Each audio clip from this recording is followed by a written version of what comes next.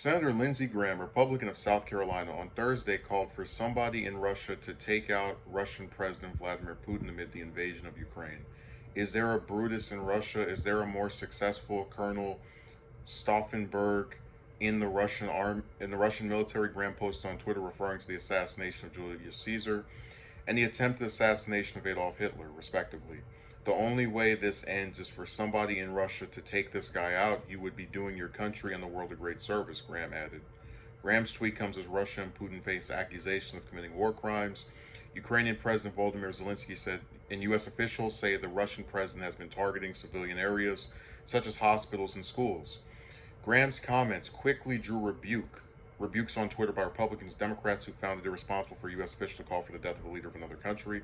Seriously, WTF, Representative Ilhan Omar, Democrat Minnesota, tweeted, I really wish our members of Congress would cool it and regulate the remarks as the administration works to avoid World War III. As the world pays attention to how the U.S. and its leaders are responding, Lindsey's remarks and remarks made by some House members aren't helpful. So, and then Graham continued to say that the Russian people are the only way Putin's rule ends, as thousands of Russians have been arrested for protesting the invasion of Ukraine. The only people who can fix this are the Russian people. Easy to say, hard to do, Graham said in a follow-up statement. Unless you want to live in darkness the rest of your life, be isolated from the rest of the world in abject poverty, and live in darkness, you need to step up to the plate, he added. I've always just considered Graham, your run-of-the-mill conservative Republican. Like, he does, there's nothing about him I would consider exceptional. Like, he's not very ambitious. He kind of was mostly just sort of McCain's sidekick for me. That's like, other than the time he ran for president, which he failed miserably, I didn't really, ever see him as someone to pay attention to. And then the year before last year, when he was running for re-election, I was a little excited at the prospect of him losing, but I still figured, South Carolina's a very red state. This is one of the stupidest things I've heard a politician say in the 7 years I've been following this stuff regularly. Now, what's so funny to me is that most politicians, certainly the heads of states just across the world, they're all saying we want a peaceful resolution. You heard Biden say this. And even if I don't fully buy it, I think some of these countries are not as open to being peaceful with others as they like to claim they are, for different reasons that we've gone into in separate videos. None of them are insane enough or ridiculous enough, right, to lead on to the idea that not only do they not want a peaceful solution, they want a violent resolution achieved through a murderous effort by the people who live under this particular head of state. It's like, you really don't have to do anything to get elected to office anymore, do you? You just put on a suit and tie. You say you're opposed to this, that, and the other, right? You attack the other party, and then a bunch of people, I guess, donate to you, and a bunch of other people vote for you, and then you're in, and then you can just act insane, and you'll be there for the next 10, 20, or 30 years. I don't understand how, so, like, this is not a first-term senator. This is someone who's been in Congress for decades, and it's like, what drives you to even, it's so insane.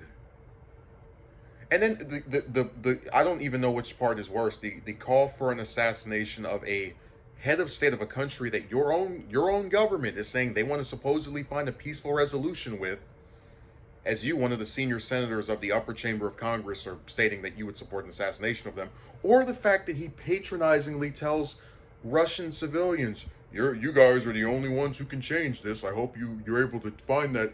And he admits it's harder to do than be said.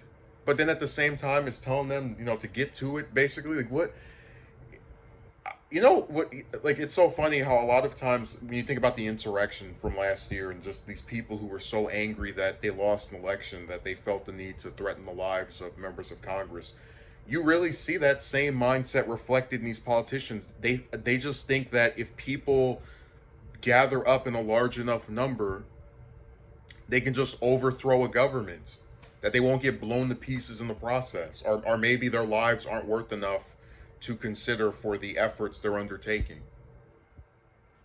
Like, what he is preaching for Russians to do is basically what already happened over here the January before last, where someone doesn't like how their government is, and instead of trying to act in a diplomatic way, which again, I don't pretend Russia's democracy isn't a joke, but you want these people to risk their lives so that you in your nice little comfortable home in the United States can feel more joyful and happy. To hell with their safety. To hell with the conditions they already live under. No, they should organize this big revolt because one of the most powerful people in the world that gets to live comfortably in his house from across the borders and land and be protected at all times says you should go out and be strong. And it's so like it's talking down by someone who's not even going to do anything themselves to improve a single thing, and who arguably could be considered the reason why a lot of stuff is terrible to begin with. Again, no other, like, I criticize Republicans, Democrats all the time because both parties, most of their members, I do believe, are crappy. But none of them have been dumb enough to state, whether it's on Twitter, during an interview on CNN or any of these other places, yeah, let's kill this head of state that is doing something that we are opposed to. By the way, we also believe in democracy.